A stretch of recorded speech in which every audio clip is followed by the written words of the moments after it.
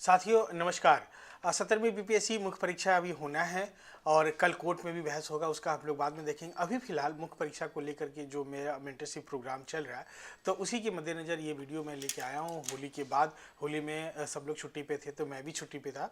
अभी ध्यान से देखिए, अगर इस पूरे हेडलाइन को, अगर थंबनेल आपने पढ़ा होगा तो उसमें दो बातों का मैंने जिक्र किया है। एक, जो अलग अलग कोचिंग इंस्टीट्यूट के द्वारा मॉडल आंसर दिए जा रहे हैं या कोई टीचर दे रहे हैं, या गाइड बाजार में जो किताबें हैं वहाँ पे मॉडल आंसर लिखे हुए हैं, या फिर जो मॉडल आंसर का जो बात है तो उनकी हम लोग बात करेंगे, या किसी जो प्रीवियस ईयर्स की टॉपर हैं उनके कॉपी को भी बच्चे देखते हैं, वो सोशल मीडिया पे अभी अवेलेबल हैं तो उनको भी देखते हैं। इन दोनों को लेकर के जो कोचिंग के टीचर हैं या कोचिंग द्वारा है या कोई एक गाइड है, इनके द्वारा जो मॉडल आंसर दिए जा रहे हैं PYQ आधारित, तो उनका क्या मतलब ऑड्स एंड इवेंट्स है तो उसको हम लोग देखेंगे, और किसी टॉपर्स के नोट्स को देखने का क्या बेनिफिट क्या लॉस है उनको देखेंगे।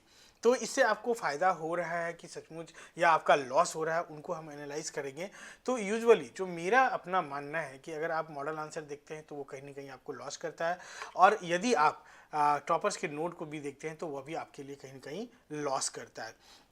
अब आप देखिए ध्यान से कि जो मॉडल आंसर की अगर हम लोग बात करें तो यूजुअली इनका जो स्टैंडर्ड होता है ना, वो बहुत दोयम दर्जे का होता है। वो जो कंटेंट यूज़ करते हैं बहुत ही एवरेज टाइप के कंटेंट यूज़ करते हैं, तो इसलिए इसमें दम नहीं होता है। और इससे आपको लॉस क्या होगा, ध्यान दीजिए कि आपका जो माइंड है, आपका जो अपना सोचने का तरीका है, वो माइंड मतलब इसी के अकॉर्डिंग कॉन्सेंट्रेट करता है, और आपका जो मौलिकता है, अपना अपना जो आपका क्रिएटिविटी है, आपका जो अपना एक बेसिक एप्टीट्यूड है आंसर लिखने का, उसका कहीं ना कहीं लॉस होता है। जब आप किसी मॉडल आंसर के ट्रैप में फंसते हैं, वो एक स्टीरियो टाइप का आंसर होता है, और उस चक्कर में आप अपना मौलिकता खो देते हैं, जो आपको बहुत बिगर लॉस दे के जाता है।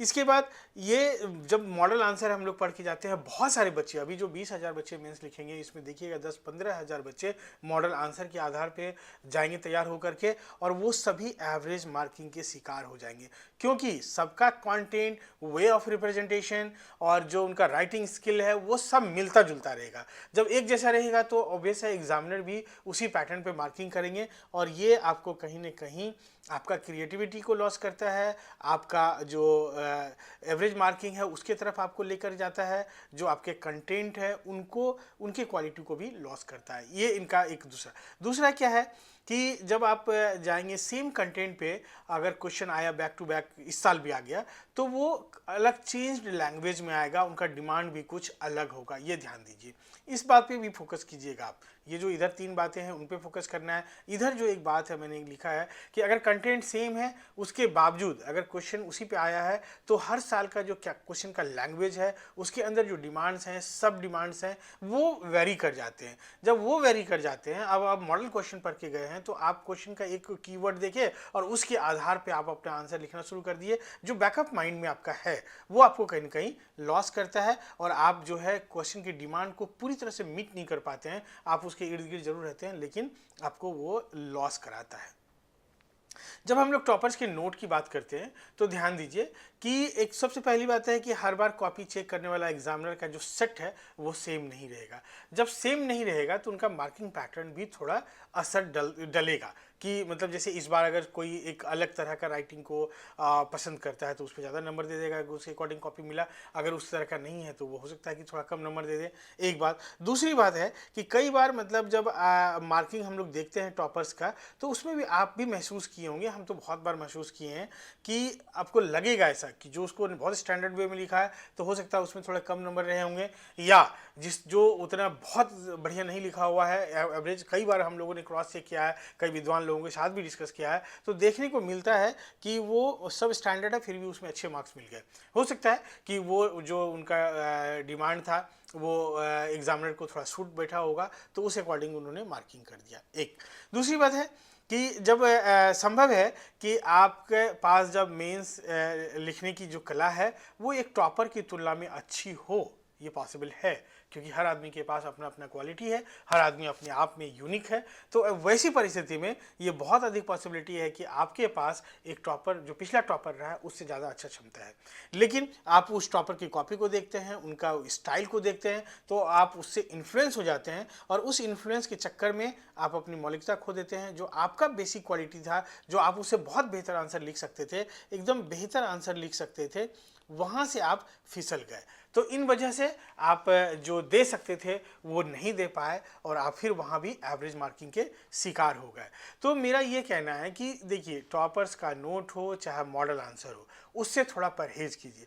आप एक चीज़ थोड़ा बहुत देख सकते हैं कि मतलब जैसे अगर आप कोई कंटेंट को लेकर के आपको बहुत क्लैरिटी नहीं है, बेसिक नॉलेज भी नहीं है, तो वैसे कंडीशन में मॉडल आंसर को थोड़ा देख करके आप सीख सकते हैं हल्का फुल्का। वो भी एक लिमिटेड लेवल में, आपको कभी भी जो अपर लेवल पे नहीं लेके जाएगा। और जब टॉपर्स के कॉपी को हम लोग देखते हैं तो वहाँ पे हम लोग उनके जो कुछ स्ट्रॉन्ग पॉइंट है उनको पकड़िए और उस आधार पे आप अपने आप को तैयार कीजिए। तो आखिर इसके बियॉन्ड करना क्या चाहिए यह भी मैं बताऊंगा। ऐसा नहीं कि केवल ये इसकी वजह से क्या लॉस होगा वो बता दिए। करना ये है आपको कि ध्यान दीजिए, दो काम करनी है कि आप कंटेंट तैयार कीजिए। कंटेंट कैसे तैयार करना है उसके लिए मैंने आपको वीडियो बनाया हुआ है कि आपको डीआई छोड़ के 5 सेक्शन है दोनों पेपर मिला के, और एवरेज 15 आपके पास टॉपिक्स हैं एक सेक्शन में, तो 15 गुना 5 कीजिएगा तो 75 टॉपिक्स हो जाएगा हिट टॉपिक। इन टॉपिक्स को तैयार कीजिए। जब इन टॉपिक्स को तैयार कीजिएगा तो आपका मौलिक आपका टॉपिक से रिलेटेड जो भी सवाल आएगा और आप अपने मौलिकता में जाएंगे, तो वैसी परिस्थिति में आप बेहतर आंसर लिखने का स्थिति में होंगे। तो मुझे पूरा यकीन है। क्या करना है? टॉपिक्स तैयार करने हैं। कितने टॉपिक्स तैयार करने हैं? एवरेज 75 टॉपिक तैयार करने हैं। इन 75 टॉपिक को तैयार कीजिए मिनिमम, जो आपको 90%, मैं गारंटी के साथ कहता हूं कि 90% तक आप बहुत सेफ फील करेंगे एग्जाम हॉल में जब जाएंगे। तो आप जो कंटेंट तैयार करके जाएंगे, आप टॉपिक तैयार करके जाएंगे, क्योंकि उन्हीं के इर्द गिर्द का सवाल रहेगा, कुछ एक आध नहीं आएगा तो आप उनको फ्रेम आउट कर सकते हैं विद इन द एग्जामिनेशन। अपना जो कोर ऑफ माइंड में, बैक ऑफ माइंड में आपका नॉलेज है, उनको आर्टिकुलेट करके आप एक अच्छा आंसर फ्रेम कर सकते हैं। तो आप अपने मौलिकता से मत निकलिए बाहर। हर आदमी का अपना अपना एक मौलिकता है, उनका अपना एक बेस कैरेक्टरिस्टिक फीचर है, वो एक अच्छा आंसर लिख सकता है। इन सब चीज़ों से हम थोड़ा बहुत लर्न करते हैं, सीखते हैं, लेकिन उसको बहुत ज़्यादा फॉलो नहीं करना है, अदरवाइज आपको कई बार लॉस हो सकता है। ये स्पष्ट मैंने देखा है। आप अपने जो राइटिंग स्किल है, आप बस ये क्वेश्चन की डिमांड को पढ़िए। क्या करना है कि क्वेश्चन के डिमांड को पढ़ना है, डिमांड को मीट करना है एग्जाम हॉल में। अभी इसी का अभ्यास कीजिए। आप लगातार पीवाईक्यू उठाइए, उनके क्वेश्चन की डिमांड को बाइफरकेट कीजिए और उस अकॉर्डिंग आंसर देने का कोशिश कीजिए। खुद अपने आंसर को पढ़िए, सेल्फ एनालाइज भी कर सकते हैं, और ऐसा करके आप एक बेहतर, एकदम साउंड तरीके से, या कह सकते हैं कि बहुत ही शानदार तरीके से आप अपना मेंस की तैयारी कर सकते हैं। ये मैं आपको स्पष्ट शब्दों में कहता हूँ। अगर आप इन चीज़ों को फॉलो करेंगे तो आप बहुत बेहतर तैयारी कर सकते हैं। Thank you, all the best.